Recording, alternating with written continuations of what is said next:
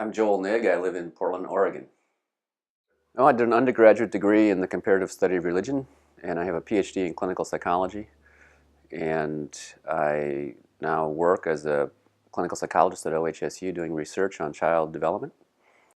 Well, I've been involved for many years in developing some local groups that do environmental work. I helped start a chapter of the Union of Concerned Scientists here in Portland, and I'm trying to collaborate with different groups through that group. I'm now on the board of the Oregon Environmental Council as well.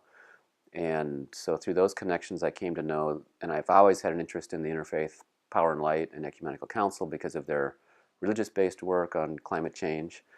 I've been doing a lot of reading and learning and trying to think about how to put the story together, both within the church circles and in the secular circles, about why we care about climate change.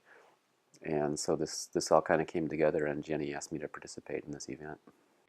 My aspect of the workshop will be focusing on the moral aspects of carbon pricing and climate change, with the point that we have strong moral arguments for acting versus not acting when it comes to putting a price on carbon, and that we can do so while addressing other moral and ethical concerns, such as equity, concern for low-income workers and low-income individuals, and still reduce emissions. So there's a strong ethical position and moral position for taking this action.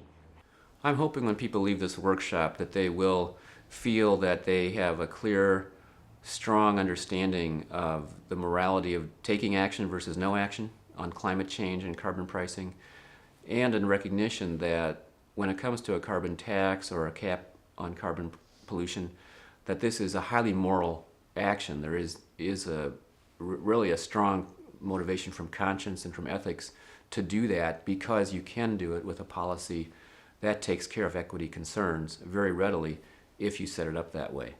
And so their advocacy will become, yes, we want a carbon price, it's a moral imperative, and we can do it in a way that takes care of the vulnerable among us.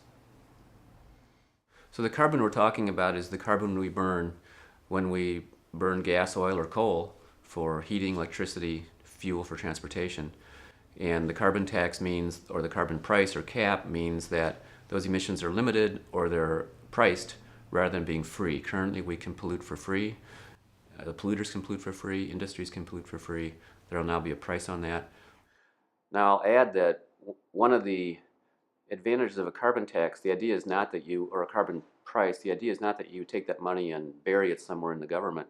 That money gets fed back in either through a rebate to citizens, tax cuts elsewhere, or investments. So it actually stimulates the economy. So this actually becomes a pro-growth policy in the end. And that's part of the reason it's a win-win morally, is it actually promotes economic growth. Part of the argument is that we currently tax good things like labor, and we subsidize bad things like burning hydrocarbons. And the argument is we should reverse those priorities, and we can reduce taxes on labor or investment, or make it easier to invest in schools or alternative energy, and tax stuff we want less of, like air pollution.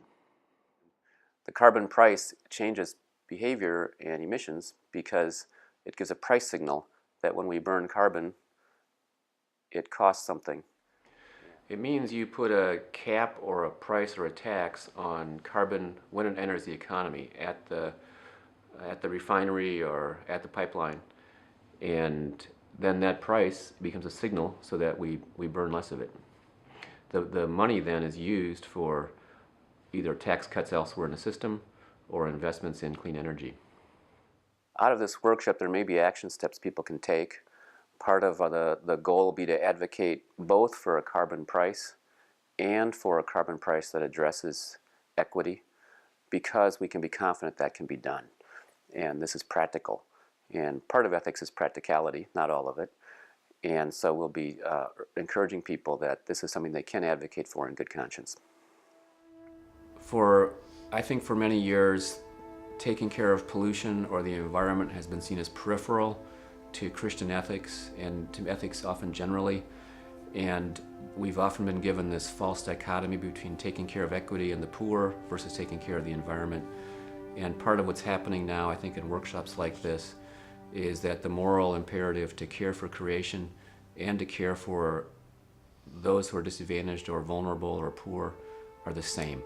These are united, and there are actions such as these carbon price and economic shifts that address both concerns and the recognition that hurting one hurts the other. Helping one helps the other. You can and should care for creation and the poor in the same action. They're not opposed.